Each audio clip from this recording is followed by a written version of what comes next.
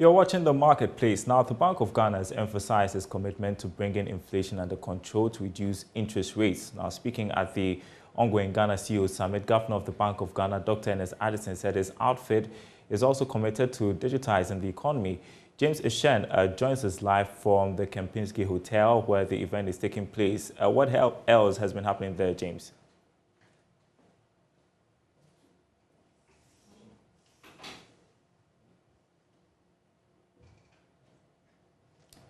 James, if you can hear me, what else has been happening at Kempinski, where the Ghana CEO Summit is taking place?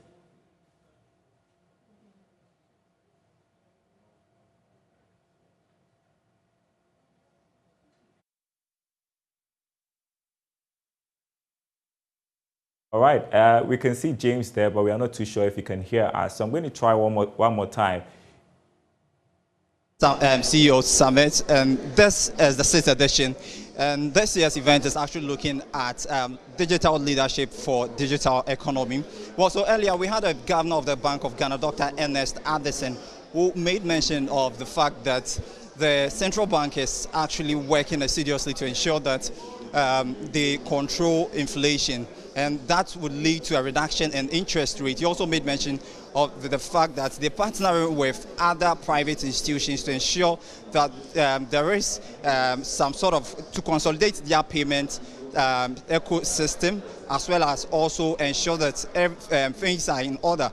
Well, the Bank of Ghana, Governor Dr. Ernest Addison, also finally said with respect to the ECD, the piloting is currently ongoing at the in a town called Seshi, Asafo, in the western north region of Ghana. We have some of the CEOs who have also been saying the CEO Summit is indeed came in at its right time. The Minister for Public Enterprises, Honorable Joseph Kujo, also made mention of the fact that the ministry or his outfit is also partnering with other private institutions to ensure that they get more of such businesses being digitized to also support the economy. So basically, this is what we have here at the Ghana CEO Summit here at the Kempinski Hotel.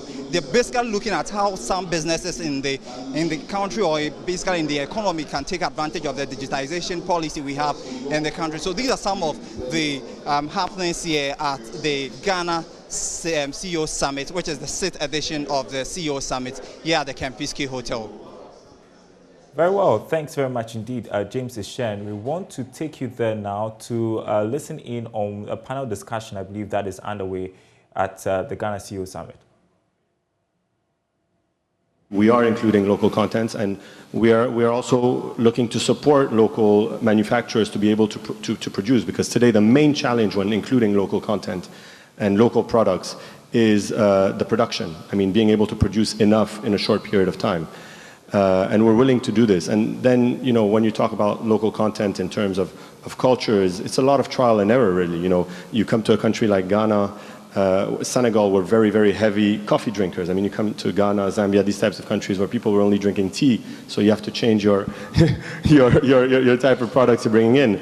Also in Ghana, you know, English-speaking countries, you have to change completely your communication. You also have to, I remember when we first came to Ghana, people were buying these big Baroque, antique furniture. I think you still see some of them up in the north. And we came in with modern, you know, functional furniture. And when we first came, it was tough to get people to see this, but more and more do you bring this, and today our youth and many people are traveling, seeing these types of products elsewhere and want them locally. And we're able to do this by just a lot of trial and error and listening to your market and your customers. Thank you very much. Dr. Macaulay, I'm coming to you. I'm coming to you because on the back of what he talked about, the difficulties he has in moving his goods across, and Mukesh also made that point. You are a giant in the shipping industry. This is McDonalds shipping we're talking about. What have your learnings been? Obviously, it hasn't been an easy road. You're here in Ghana, so we're able to listen to you more and connect with you a bit more. What has your specific experience been? Maybe dwell a bit more on one of the successes and one of the challenges for us so that we can sort of have them in perspective, if you will. Thank you. Yes. Thank you very much. The McDonald's story had been a unique and a wonderful story. I mean, we start from a single office, and now we grow to almost $100 million company in a year, annual returns. And They all need McDonald's. They all need McDonald's. I mean, ours is to find solutions. And logistics have not been respected in this country very well. The whole West Africa sub-region, it's been very tough when you want to talk about logistics. Logistics is also very expensive. So I welcome after coming in with the movement, doing business among ourselves. But one thing I noticed also with AFTA, which is a challenge, nobody is talking about the logistic part of AFTA. From the time we start talking about AFTA, we have never moved a box under the AFTA umbrella. And it's a great challenge. Moving from Ghana to Nigeria, you meet 49 border checkpoints. And it's a challenge, it's a big challenge. And with McDonald's, we find solutions. And we're trying to bring our services to the doorstep of customers and try to help them relax. But at the same time, looking at the cost. Currently, we've been able to bring a private jet operation to the middle class. You can just walk in and fly anywhere you want to fly. All of them, you want to do your... I see you looking at me when you said that. You should be looking this way. Maybe I want you to fly. They are the ones who can afford it, not me. You know, right now you can walk in. Flying in even Africa is so difficult. If you want to go to Senegal, you have to go all the way to Europe before you come to Senegal. He's doing business in Senegal, he can tell you. You cannot go to Equatorial Guinea and return the same day. It takes you 4 days to come back from Equatorial Guinea. This is the solution McDonalds Aviation had brought. When it comes to movement of cargo, I had discussion with B5 Plus. We're trying to get his steel closer to the water. Without water, he can't do any business in West Africa. So McDonald's is building a jetty so that most of the goods within West Africa can move to the jetty. We are into salt production, and to tell you, the first time we try moving our salt from here to Cameroon, we have to use 800 tippers to move the salt to the port. I'm doing logistics, but it's difficult for me. So it's within my mandate to find a solution, or for McDonald's to find a solution. I mean, nothing can move in West Africa. We can't do business, we can't do any trade in West Africa without trying to get the logistic man within. And it is very, very important. That is taking almost, as some companies, taking 48% of their revenue. And it is very expensive. And that is the difficulty aspect. The beauty part of it is doable. We have to dare to look at some of these things. You can build a beautiful factory. By the end of the day, you realize that you are spending half of your revenue in moving logistics around. But McDonald's, we are daring to get into certain spaces that we cannot live hanging. Africa is green. Right. Dr. Macaulay, just a quick one. For someone who's listening to us who's a logistics company, who's about 2-3 years old, what should they be looking at in terms of investment, heavy investment? You know, sometimes people make the wrong decisions and they try to do everything at once. You have gone ahead of us. For that little setup, 3 years, 5 years, logistics company, who are looking to become a McDonald's in the future, what is the one strategic decision they should make between a 3- and 5-year-old logistics company? Very briefly, if you will. Just take your customers very serious. Service is everything. Respect your client, and you have to be consistent. Serve them in a very honest way, and let them believe in you. Let your customers know that when they pick the phone and call Mr. Banafo will be there for me. So it's discipline, honesty, integrity. In the logistic industry, integrity is everything. Right. Yeah. Right. So, thank you so much. Let's put us together for Mr. Macaulay. We hear it running through all of the submissions, people integrity. People integrity. It's about people. That's where we are now. Mr. Fosito, you set up in Ghana and you've expanded into 5 other countries, including Zambia and Zimbabwe. Before you tell us your story, just touch briefly on the power of collaboration in business for us, just very briefly. Because you have experienced it. Obviously, you didn't go into Zimbabwe, you didn't pick up your bag and walk into Zimbabwe and start on your own. You collaborated with some people there. Tell us about collaboration and then dovetail into your own personal African multinational story, if you will. Okay, when it comes to expanding across the continent in law practice, it's perhaps the most difficult. And I say so, not lightly. On authority. Because I advise businesses and I know what it takes for a business to expand across the continent. When it comes to law, you are talking about every country has what type of practice you can set up and what you cannot. There is a very big African country, for example, where law practice is required to be individual. You cannot even set up a partnership. They are changing. Then there are countries where you can set up a company, countries where you cannot set up a company, countries where your liability can be limited, others where you cannot be limited. So those are statutory challenges that you have.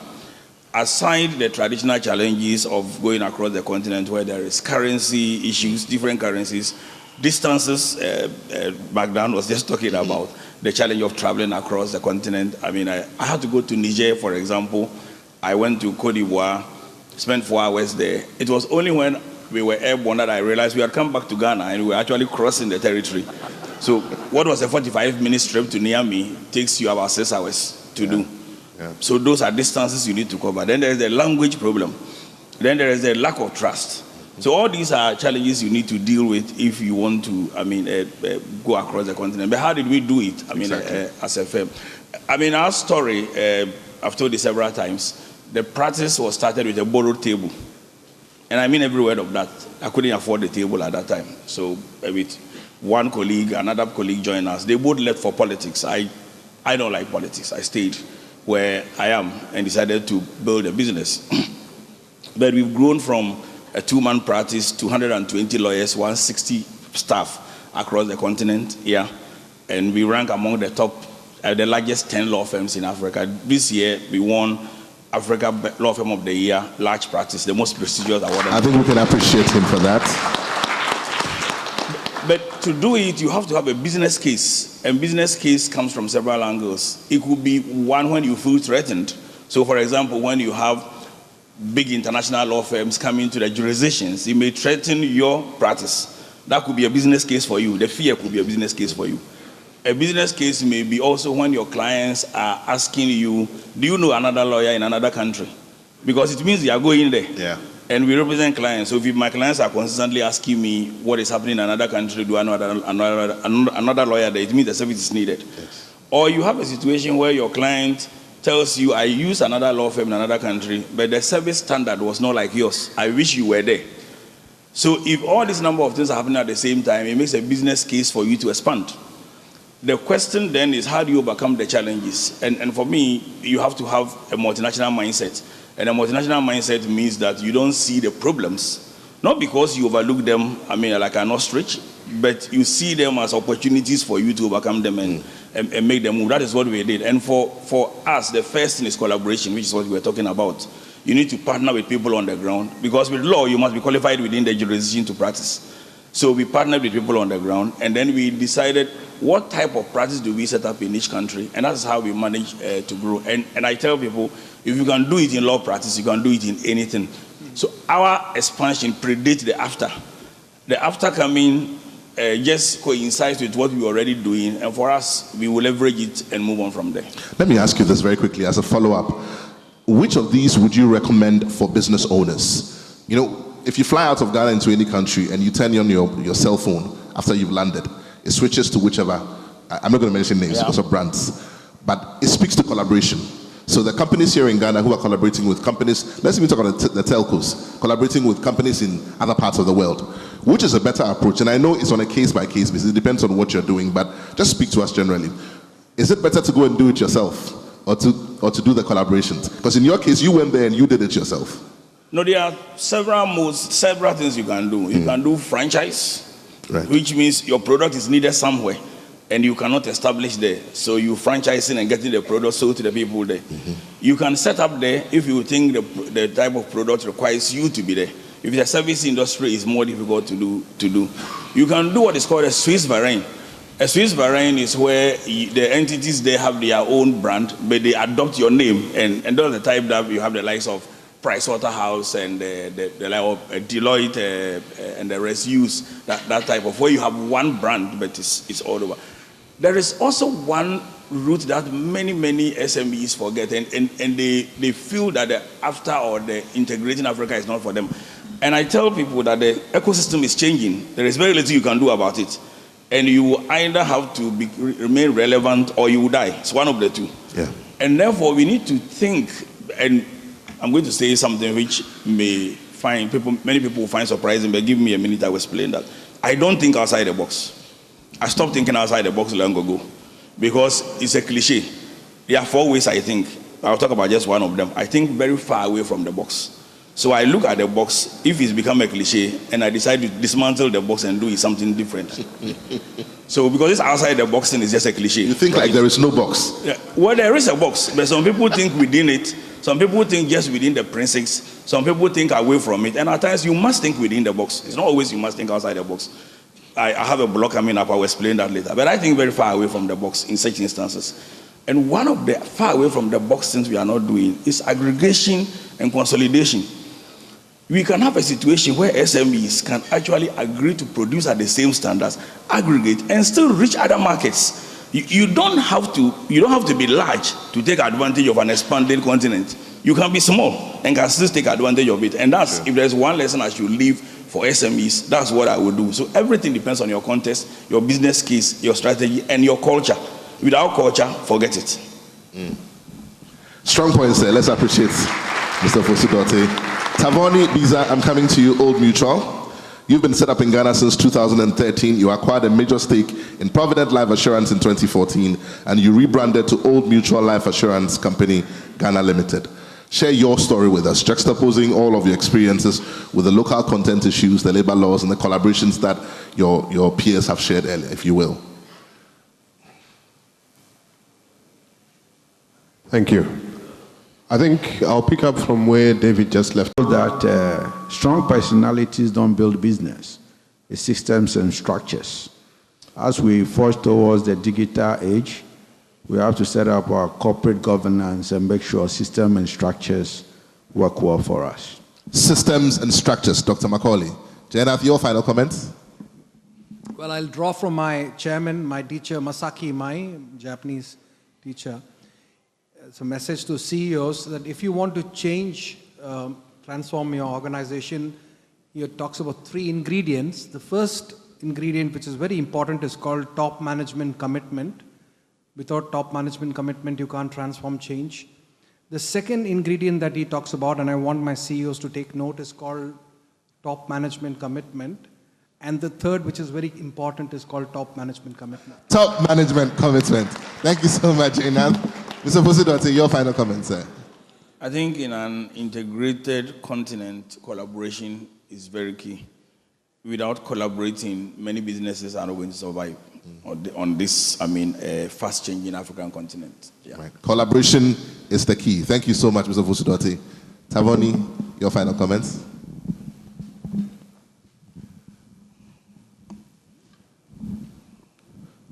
The most important thing also, apart from collaboration, is we need to believe in ourselves and to believe in each other. I think there's lots that we can do once we actually believe that we can do it. And once we actually believe that our brothers and sisters can do it, then we'll start to see a big change in the country and in the industry. Thank you. Let's believe in ourselves. Just remind us also that we're live on JoyNews and on Joy FM. Amit, your final comments. I think what I've learned from the way we work in OLAM is what drives us is ambition. And we do not let a difficult year or a difficult circumstance allow us to falter. We carry on with a very huge driving ambition, and that allows us to do things very differently with a medium term rather than a short term perspective all the time. So that is what I would say, that keep ambition high and allow ambition to keep driving you at every stage. Allow the vision to keep driving you. Thank you so much, Amit, for those comments. Mukesh, your final comments. any market you are in, it is the product, quality, pricing, and delivery, and the most important, service. No matter which market you are, you deliver everything and think big, you can make it happen. Thank you. Think big, you can make it happen. Thank you so much for those comments. So I'm going to pick up just off what he said. I think today we really need to focus on services, and the theme for this summit, digital transformation. We need to focus on digital services to offer our customers whatever product you are selling today. You have to add service to it. People will buy your product if they can connect with your brand, if they can believe in your brand, and if they can trust your brand. And to do all of these things, you have to provide the services that your customers are looking for. Thank you. Wonderful comments there. Hello. Yeah. Okay. So I will say that for us to transform our businesses, let's focus on the greatest assets that we have.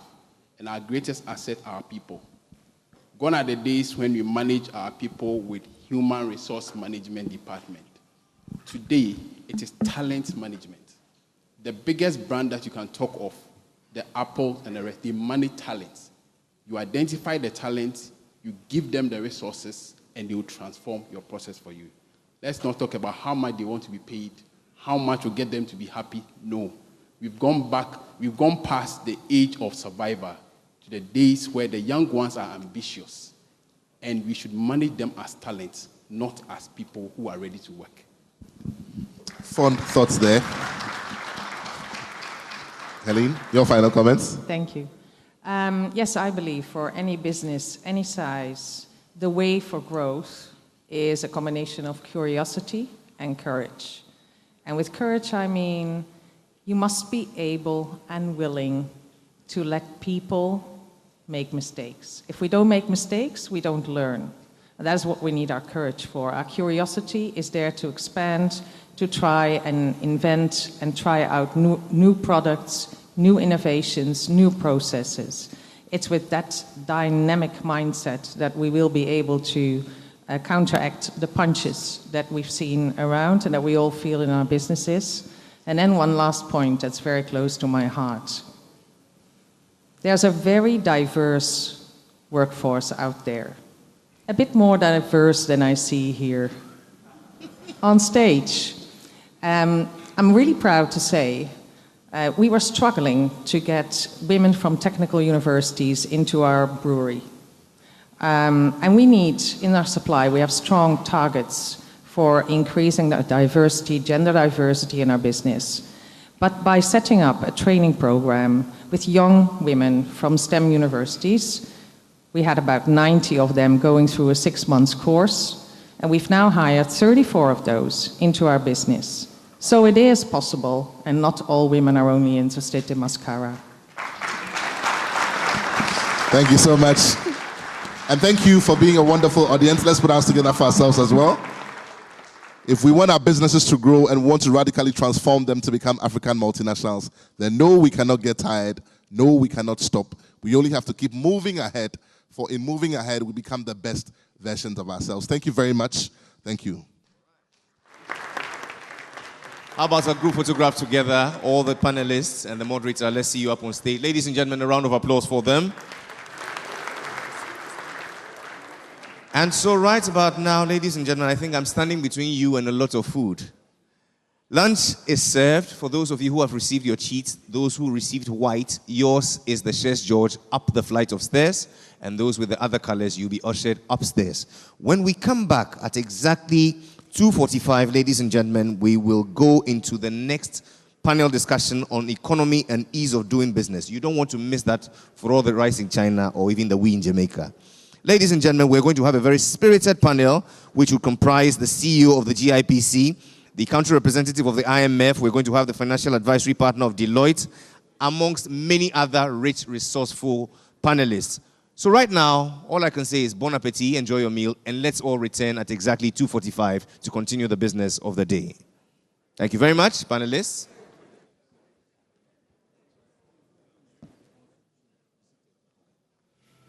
One All of the CEOs first who have not signs of received human coupons, civilization please be seated. Was to sow, germinate, tender, harvest, repeat, generation Mr. Operator, after generation. please bring it down a bit.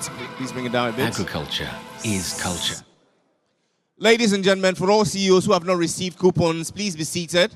We will come by your table and give you your coupons. Thank you very much. In business requires certain